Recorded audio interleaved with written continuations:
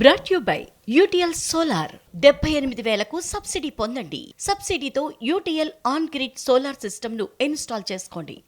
తెలంగాణ రాజకీయాల్లో అర్బన్ నక్సల్స్ ముచ్చట ప్రకంపనలు సృష్టిస్తోంది. రేవంత్ రెడ్డి మంత్రివర్గంలో సగానికి పైగా అర్బన్ నక్సల్సే ఉన్నారంటూ బండి సంజయ్ చేసిన వ్యాఖ్యలపై సొంత పార్టీలోనే భిన్నాభిప్రాయాలు వ్యక్తమవుతున్నాయి. దీంతో ఈ వ్యవహారం కాషాయ పార్టీలో కలకలం సృష్టిస్తోంది.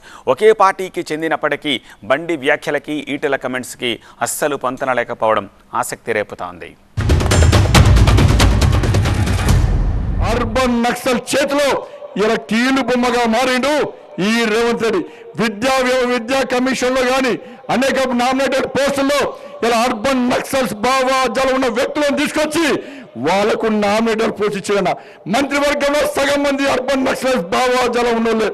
ఇలా ఏ విధంగా అవుతుంది అరే భారతీయ జనతా పార్టీ ఈ తెలంగాణ రాష్ట్రంలో ప్రతి యువకుని ఛత్రపతి శివాజీ మహారాజ్ లాగా చేయాలి, ఒక బాబాసాహెబ్ అంబేద్కర్ లాగా వేయాలి, ఒక స్వామి వివేకానంద లాగా వేయాలి, ఒక వీర సావర్కర్ లాగా వేయాలి, ఒక సర్దార్ పటేల్ లాగా చేయాలని చెప్పి భారతీయ జనతా పార్టీ ఈ తెలంగాణ రాష్ట్రంలో సర్కార్ రావాలని చూస్తే సర్కార్లోకి వచ్చిన అధికారులకు వచ్చిన రేవంత్ రెడ్డి సర్కార్ అర్బన్ నక్సల్స్ చేతిలో కీలుబొమ్మగా మారి వాళ్ళు రాబోయే రోజుల్లో ఈ తెలంగాణలో యువతను నక్సల్స్ గా మార్చే ప్రయత్నం చేస్తుందంటే తెలంగాణ సమాజం ఆలోచించాలి.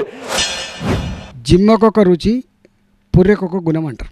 ఎవరి వ్యక్తిగతమైన ఫిలాసఫీ విశ్వాసాలు వాళ్ళకు ఉంటాయి. రజనీకాంత్ గారు నీకుండే నాకుండే తప్పు కాదు.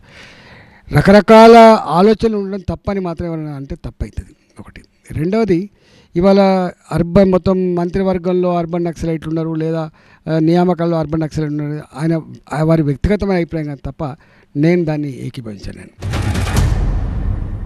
Brought you by UTL solar 78,000కు సబ్సిడీ పొందండి. సబ్సిడీతో యూటీఎల్ ఆన్ గ్రిడ్ సోలార్ సిస్టమ్ను ఇన్స్టాల్ చేసుకోండి.